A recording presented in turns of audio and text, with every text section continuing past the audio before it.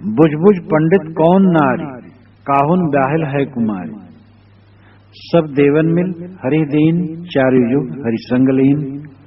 प्रथम पद्मनी रूप आए, है सापिन जग खेत खाए। ई बर जोत ऊ बरनाए, अत्र तेज त्रिरयंताए। काहे कबीर ये जग प्यारे, अपने बलकवं रहल मारी। कबीर साहब अत्यंत विरक्त पुरुष थे, अखंड वैराग्यवान। मोह माया के प्रति उनके मन में कितनी घृणा थी, माया को कितना दुत्कारते थे। तुम बुझ बुझ पंडित कौन नारी, काहुन ब्याहर है कुमारी। अय पंडित तुम बूझो समझो। बुझ बुझ 2 बार कहना, 3 बार कहना, मतलब जोर देना। अय पंडित तुम समझो बूझो, कौन ऐसी नारी है कि काहुन ब्याहल है कुमारी, किसी से आज तक ब्याही नहीं गई और कुमारी कुमारी बनी, वो कौन नारी। बुझ बुझ पंडित कौन नारी, काहुन ब्याहली है कुमारी। काहुन किसी पुरुष से आज तक ब्याही नहीं गई और कुमारी बनी है, वो है माया। माया का मतलब मन का मोह, मन की तृष्णा।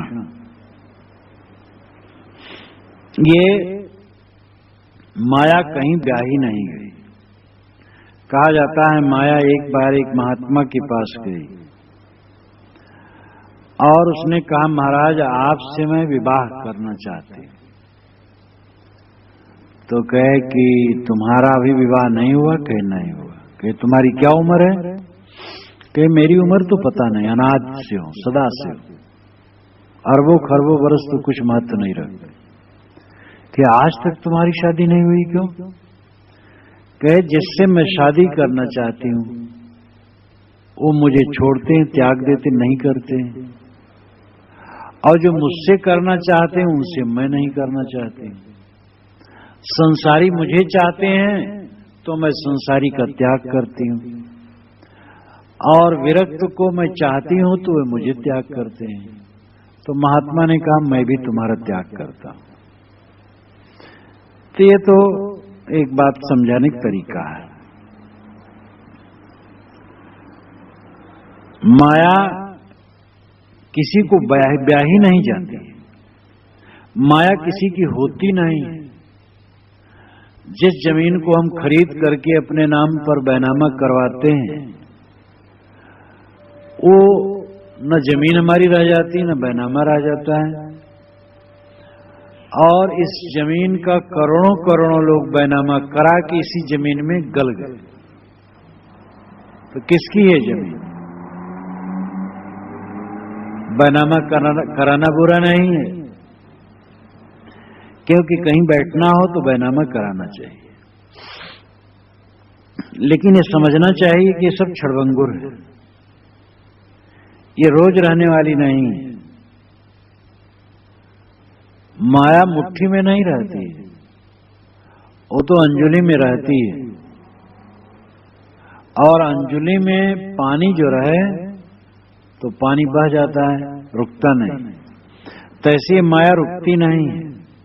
रेल की छाया और अंजलि का पानी, बादल की छाया, ये सब स्थिर कहाँ रहे। तो माया किसी की होती नहीं। सब देवन मिल हरि दीन, चारु युग हरि संगलीन। माया लक्ष्मी को सभी देवता मिल करके हरि को दिए। कहा जाता है समुद्र मथने पर लक्ष्मी भी एक रत्न है, वो भी निकली, तो सभी देवताओं ने विष्णु को दे दिया। ये तो एक अलंकारिक कथन है। चारु युग हरि संगलीन, हरि ने चारु युग से उनको अपने संग में रखा और लक्ष्मी विष्णु के पास सब समय बनी रही। प्रथम पद्मिनी रूप आए, है सापिन जग खेद का। पद्मिनी, हस्तनी, चित्रणी, ये सब स्त्रियों के लक्षण। और इसमें पद्मिनी मुख्य, पद्मिनी, चित्रणी, हस्तिनी, शंखिनी, ये 4 प्रमुख स्त्रियों के लक्षण होते हैं। और पुरुषों के शशा, मृग, वृषभ और गर्दभ। इनके अलावा भी 2 प्रकार की स्त्रियां मानी गई हैं, नागिनी और डंकिनी। और उसके पुरुष हैं अश्व और महिष, घोड़ा और भैंसा। तो पद्मिनी स्त्रियों का मुख्य लक्षण है। अच्छी स्त्री का लक्षण पद्मिनी है। कोक शास्त्र में, काम शास्त्र में इसका बहुत विवरण है। अंगों का वर्णन, ऐसे अंगों जैसे नाक सुंदर हो और नाखूनी हो, चिपटा न हो, आंखें बड़ी बड़ी हो, बहुत एकदम फटी फटी न हो, कुछ गोल लेके हो, मस्तक चौड़ा हो, दंत पंक्ति सुंदर हो, खिटबिट खिटबिट न हो, बहुत बड़े बड़े दांत न हो, बहुत छोटे छोटे न हो, उंगलियों के नख रक्ताब हो, उंगलियों के नख सूखे सूखे न हो, सर्वांग हृष्टपुष्ट हो। और तो किसी भी स्त्री और पुरुष के लक्षण में सामुद्रिक शास्त्र में भी इस प्रकार बताया जाता है। पद्मिनी के अंगों का जो वर्णन है वो पुरुषों के शशा से मिलाते हैं। पुरुषों में जो शशा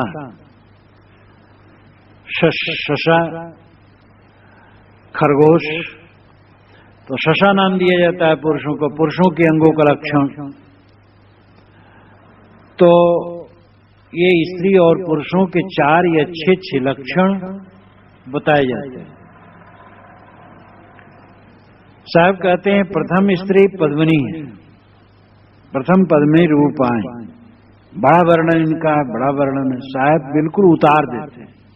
है सापिन जग खेत खाए, ये सांपिन है, जगत को खेत के खा लेती, क्या धरा है। एक नवयुवक की शादी हुई, उसके मन के अनुसार पत्नी उसकी नहीं थी। घर में एक तहलका जैसा मचा रहा। जब मैं गया तो उसको अपने पास बुलाया, समझाया। मैंने कहा बहुत सुंदर स्त्री आ जाए तो तुम दीप पतंगवत रात दिन जलोगे और क्या पाओ। नहीं सुंदरी तो अच्छा है, समझाया बुझाया।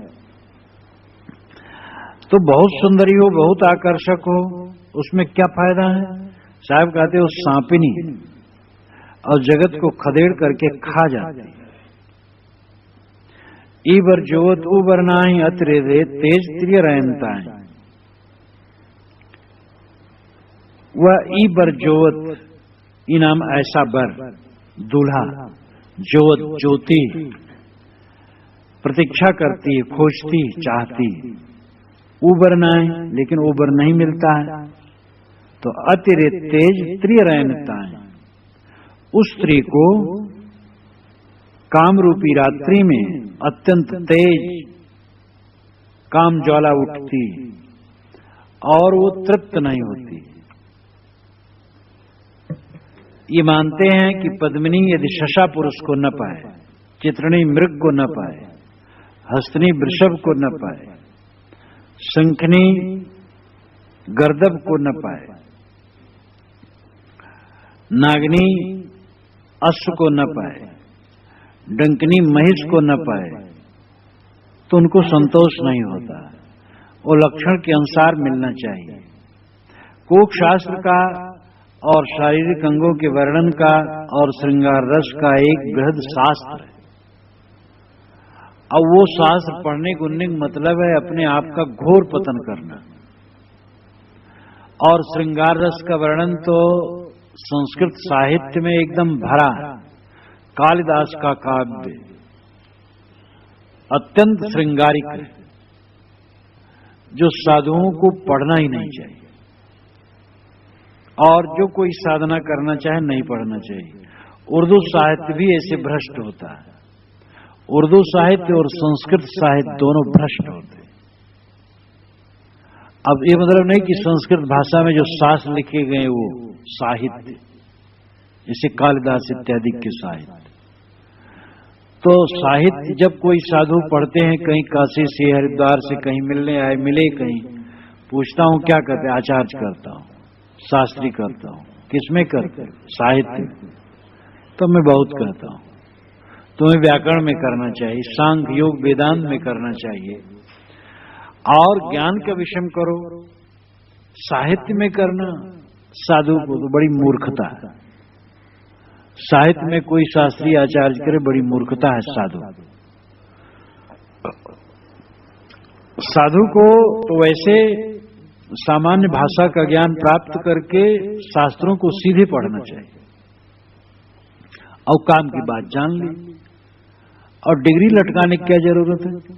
कोई नौकरी करना है, नौकरी करने की तो डिग्री चाहिए। एप्लीकेशन में डिग्री लिखा जाता है, जांचने वाले देखते हैं तब वो देते हैं, नहीं देते।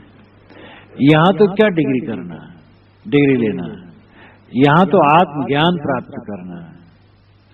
और हिंदी भाषा समृद्ध भाषा है। आजकल समस्त प्रामाणिक शास्त्रों का हिंदी में अनुवाद हो चुका, चारों वेदों का, 6 शास्त्रों का, समस्त उपनिषदों का और महाकाव्यों का और अन्य धर्म शास्त्रों का भी जो संस्कृत में सबका हिंदी अनुवाद हो चुका है। और एक नहीं, एक के अतिरिक्त अनेक अनुवाद हो चुके हैं। उन पर समीक्षा, आलोचना, प्रत्यालोचना भी काफी निकल चुकी है। आज से 100-200 वर्ष पूर्व तो कठिन था, बिना संस्कृत जाने उन शास्त्रों को समझना मुश्किल था। लेकिन आज तो संस्कृत इतना घोखने की जरूरतें नहीं है। दिमाग खराब करो 10 बरस, तब कहीं खोदो पर्वत तब मिले चुहिया। बहुत दिमाग खराब करने के बाद तब तुम थोड़ा जान पाओ संस्कृत पढ़ने। साधु को चाहिए हिंदी भाषा खूब माज लें। हिंदी भाषा में इसलिए कहता हूं, यहां हिंदी वाले हैं और भाषा वाले जैसे गुजराती हैं, मराठी हैं, वो अपनी भाषा जान लें। और ऐसे हिंदी राष्ट्रभाषा है, ज्यादा व्यापक है, तो हिंदी भाषा का पूर्ण ज्ञान कर लें। और इसमें जो त्रुटियां हैं, एक वचन, बहुवचन, स्त्रीलिंग, पुल्लिंग, ने का प्रयोग, का प्रयोग और चीजों का प्रयोग ठीक से जान लें। जैसे हिंदी प्रयोग, अच्छी हिंदी, ये सब व्याकरण की पुस्तकें हिंदी की, इसका खूब अध्ययन कर लें। और भाषा ठीक से मच जाए तो शास्त्रों को जानने के लिए हिंदी अनुवाद है, उससे शास्त्रों को जान लें क्या लिखा है। पढ़ लिए, मनन कर लिए, समझ में आ गए वेदांत में क्या लिखा है, सांख्य में क्या लिखा है, योग में क्या लिखा है, और उसका जो सार रस है उसका आचरण करें। सदगुरु कबीर की भाषा हिंदी है ही, उनका शास्त्र हिंदी में है, वो तो सीधे हिंदी है। लेकिन जो संस्कृत है वो भी हिंदी में अनुदित होने से काम भर की सारी चीजें सब हिंदी में उपलब्ध है। और 10 और 15 वर्ष स्कूलों और कॉलेजों और विश्वविद्यालयों में माथा खपाने की अपेक्षा अपने आश्रम में रह करके खूब अध्ययन कर लो। 10 वर्ष में जो वहां नहीं पाओगे, 2 वर्ष में यहां पा जाओगे। मेधावी व्यक्ति हो तो और 1 वर्ष में ही उतना ग्रहण कर लेगा। इसलिए कोई जरूरत नहीं है कि हम व्याकरण पढ़ करके संस्कृत घोखने के चक्कर में पड़े। हमें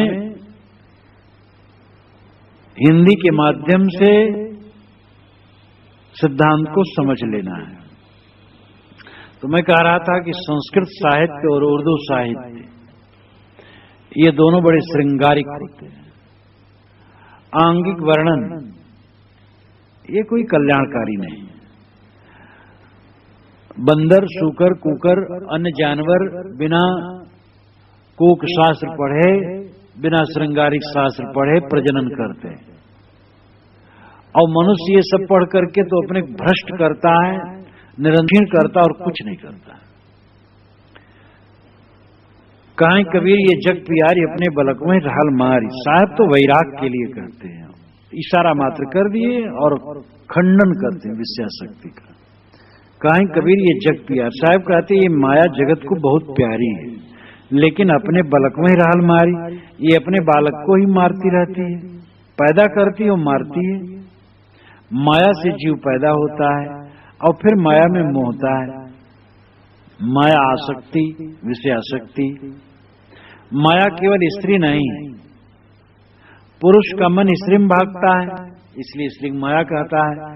लेकिन कल्याणार्थी स्त्री, उसका मन तो पुरुष में भागता है, तो पुरुष उसके लिए माया है। तो माया है मन का मोह, न स्त्री माया न पुरुष माया। माया है मन का मोह।